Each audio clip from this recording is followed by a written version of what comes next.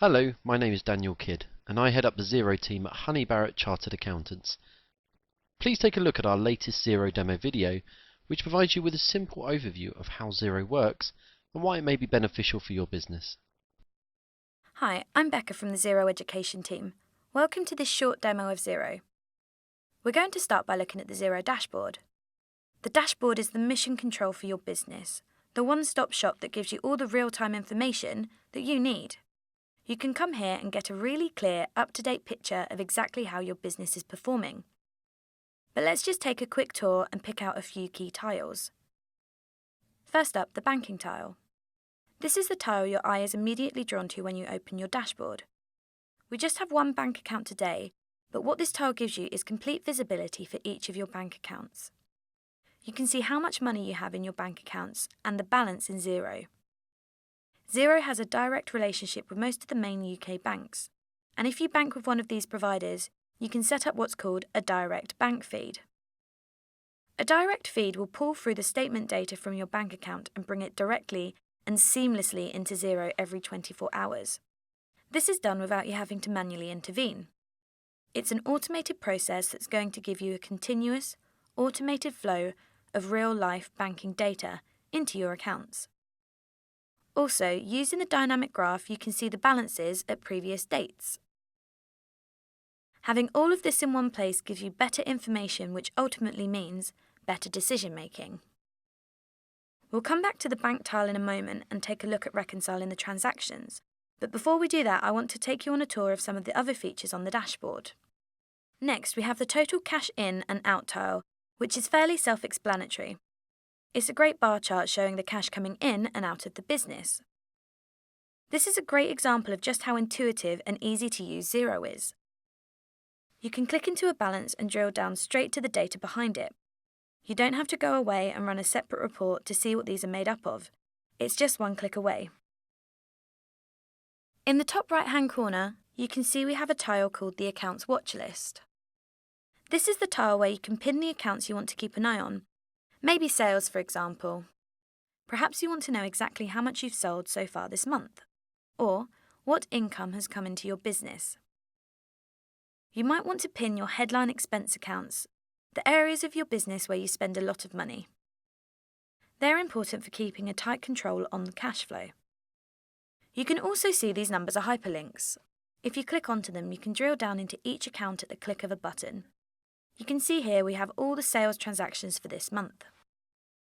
Over here on the right-hand side, we have two more tiles that I'd really like to bring to your attention. You'll notice in Xero, we try and use plain English wherever we can. So here you can see we have invoices owed to you and bills you need to pay, rather than complex accounting terminology. This is to help make Xero really easy and accessible for anyone to use. You can see how easy it is to keep an eye on those overdue bills and invoices with the examples we have here. So that's the dashboard, and you can see this will really give you that real-time overview and help you stay in control of running your business. So earlier I mentioned that we'd come back to the banking tile. Now we're going to take a closer look into bank reconciliation. I know this is something that can be a bit of a headache when running a business and can seem a little scary the first time you do it. So we're going to jump straight into the bank rec.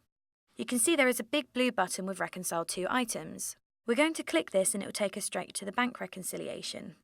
This is the bank rec screen. When we were building it, we had the idea of the game of Snap in the back of our minds.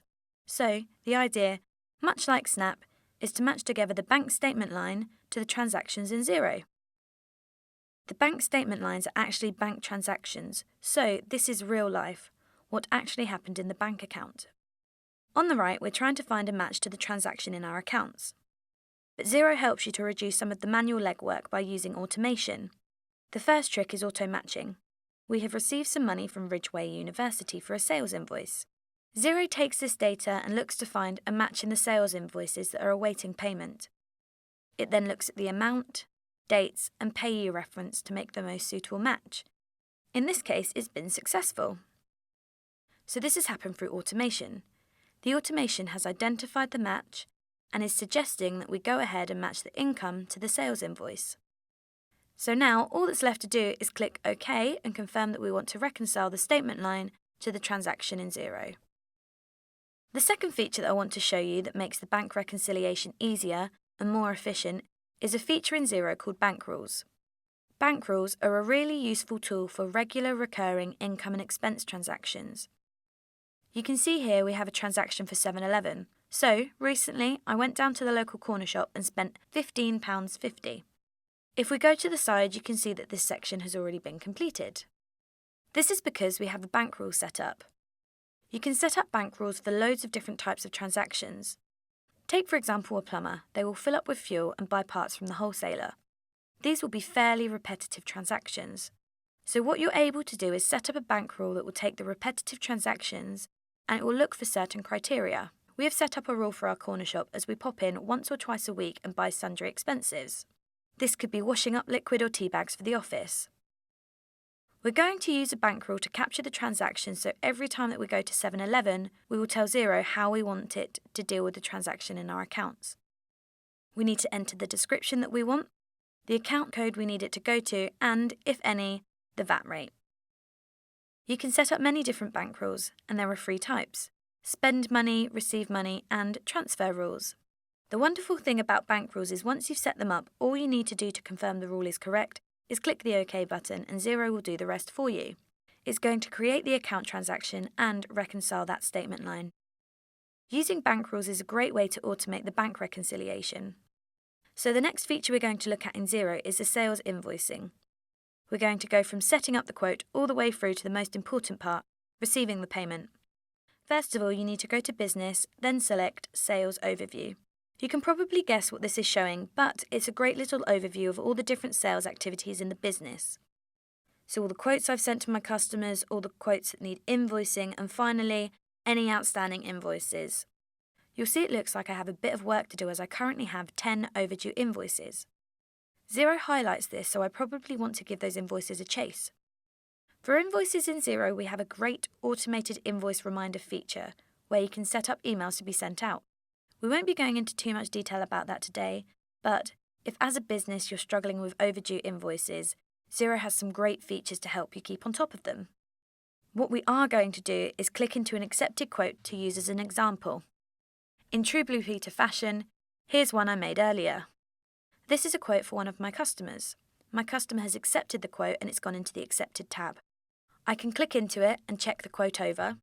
So when I'm ready, I can use this quote to create the sales invoice by clicking the big green Create Invoice button. Check the Marked as Invoice and click Create. We have a couple of shortcuts for data entry with Xero, plus 30 for 30 days, plus 1W for 1 week, or plus 1 month. Once you're happy, click Approve, and we're going to send this invoice out via email. We are ready to provide this service. We've made the invoice and now we're going to email it out.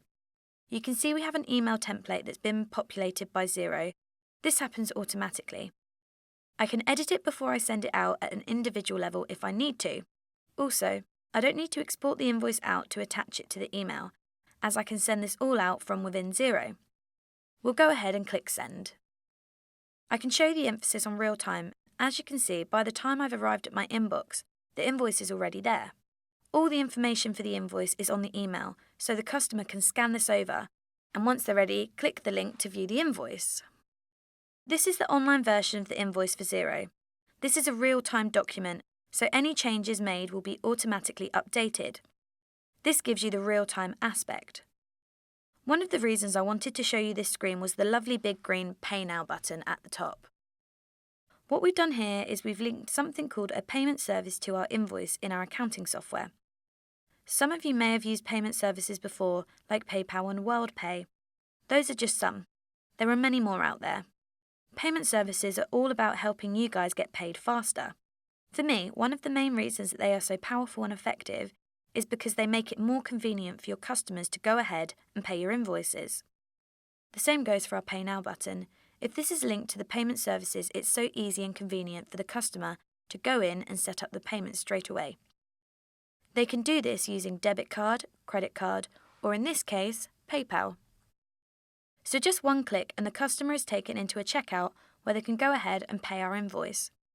So this is a really good example of how cloud accounting can help you get paid faster and keep on top of your cash flow. One final thing that I just wanted to mention in regards to invoicing.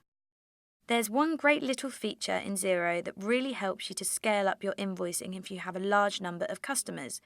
It's something called the contact group. This is a great way of invoicing a group of customers that regularly buy particular goods or services.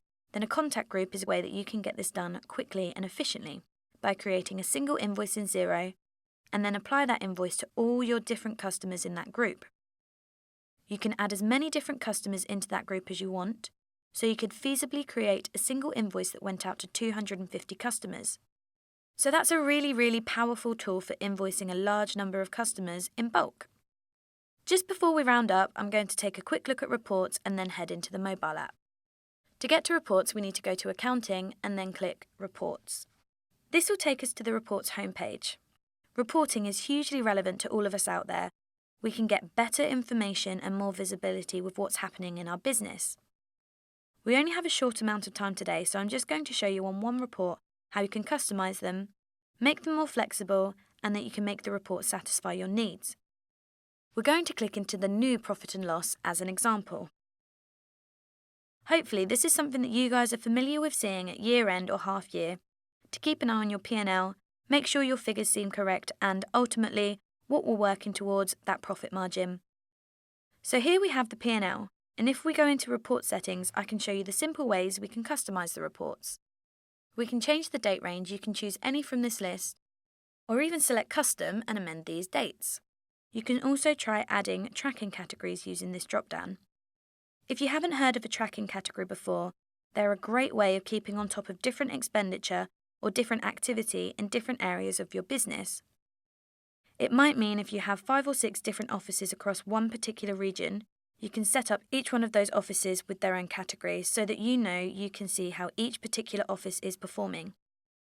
All of that visibility can be brought to the surface. In the profit and loss itself, you can see that we've added a budget and a variance column. And if we scroll down, you can see that I've grouped together my travel costs. I did this all using the Edit Layout button at the bottom. Now I'm going to just save this report as a custom so I can rerun this whenever I need to. If we look back at the P&L, we can see I've significantly overspent on repairs and maintenance. If we click on the blue number, it will take us to the transactions that make up this amount. And we can see there have been 2 charges. One is for a replacement, so this is why I've gone over budget. But if there was something on here that wasn't right, just one click and I could go in and amend the transaction. You can see here we've gone from a real headline report, the profit and loss report, all the way to the source transaction itself in just a few clicks. Also, if you check at the top of the invoice, you can see there's a little paper icon with the corner folded. This signifies in Xero that a document or file is attached to the transaction. And you can see here we have the bill. If we were to click on it, it would take us to an actual image of the bill. So, you can see that we can keep the file on the invoice and add any other information, and it will all be stored in one place. But just remember, when you see the file icon, that's where you can attach a file. So, I hope that's given you a really nice little overview of the reporting function in Xero. Just to round off, we're going to take a closer look at the mobile app. We know how important it is to have your business data at your fingertips whilst you're on the move. You can see my phone here and that I'm using the app for iOS, but this is available for Android too. First of all, we're going to log in using our fingerprint. This is really useful if you're sharing your phone or tablet. So here is the mobile app. This gives you a really nice little overview of what's going on and the headline information. So if you're using bank feeds, you can log in and all the bank will be up to date with all your transactions as at midnight the night before. So this gives you rich information and you can go in and get your bank up to date. The functionality that I showed you earlier with auto match and bank rules still works via the app. The app is really useful for keeping on top of your sales, so you can jump into this and keep a really close eye on any invoices you need to chase. The app is also really useful for entering bills if you have a spare 5 minutes. You can enter receipts and bills on the go. You can attach a file and even use the camera on your smartphone to take a picture of the receipt and attach it. Next, we have the contact information that effectively syncs all of your customer and supplier information into the mobile app, and you can use that data to directly call from the app. And finally, we have the profit for this month. This feature means you can keep an eye on your transactions and how it's affecting your profit. So that brings our demo to a close. I hope that gives you a great overview of some of the many advantages of the cloud and Xero. Thank you for watching. We hope you found this introduction to Xero useful.